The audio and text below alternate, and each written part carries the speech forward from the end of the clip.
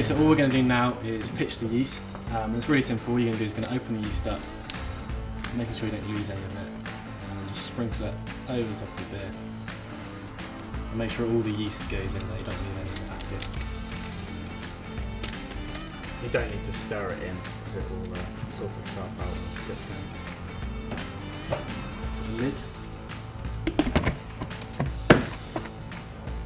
Okay, so our fermenter's got an airlock on it, so if you've got an airlock, all you need to do is just fill it with some water. Not all the time. Pop that on there like that.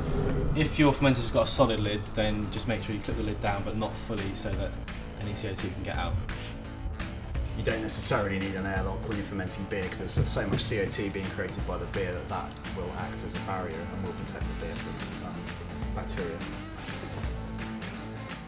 So this is all ready now, and for fermentation to take place, we need to move it somewhere that is reasonably warm. You want about 18 to 22 degrees. You don't want somewhere too hot or too cold. You also want it away from sunlight and from a direct heat source, because this will cause problems. If it gets very cold at night, then just wrap a blanket or a sleeping bag around your fermentation bin, and that will help maintain the temperature and stop it fluctuating up and down. We're then going to leave it for about 10 days for the fermentation to take place.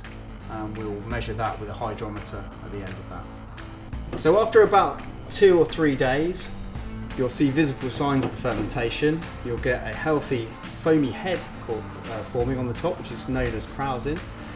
Don't remove this, just leave it because it will just die back by itself. But that's a sign, a healthy sign that your fermentation is going well. So we've taken a sample of the beer now because it's fermented, and we've checked the hydrometer and it's at where it should be, it's at 1014. So we're now confident that fermentation is complete and we're ready to move on and put it into a pressure barrel. So the final stage of the brewing process is transferring the fermented beer into your storage medium. You could either use a barrel or bottles. We're using a barrel because it's easier and it's what comes with this kit. You could easily just use bottles. Just make sure the bottles are suitable for a carbonated liquid, so they've held beer or something carbonated in them before. What we've done here, we've added 85 grams of sugar, which we've boiled up in a small amount of water. We've already sterilised this barrel and we've added the sugar into the barrel. We're now going to siphon over as carefully as possible the made beer into the pressure barrel, trying not to splash it as we do, because that will introduce oxygen, which will make it go stale. Okay, so now we've transferred the beer over to the barrel. We've added the priming sugar, so we need to put the cap on. This particular kit comes with 2 caps. You've got one that just does venting, so that'll only vent out the CO2 if it builds up beyond too much pressure. We've got one that will vent and allow you to add CO2. You don't really need this cap, so just ignore that one. Try this one. We put a small application of Vaseline around there just to give it a really good seal. And then you screw it on. Don't over tighten because it will crush the seal inside.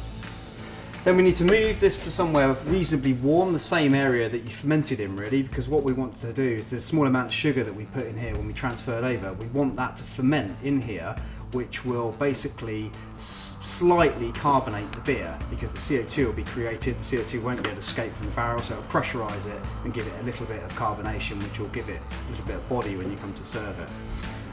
You have CO2 cartridges with this one.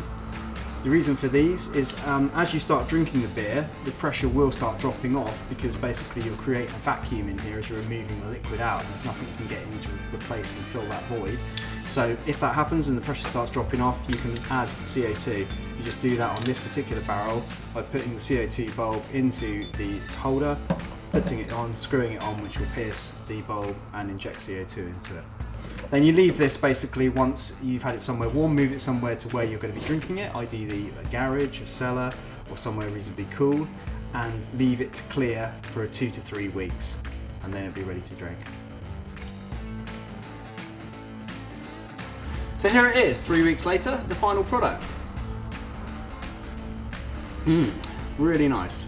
So, I hope you've enjoyed the video. Check out our other videos for more tips and techniques to get your home brewing right. Cheers.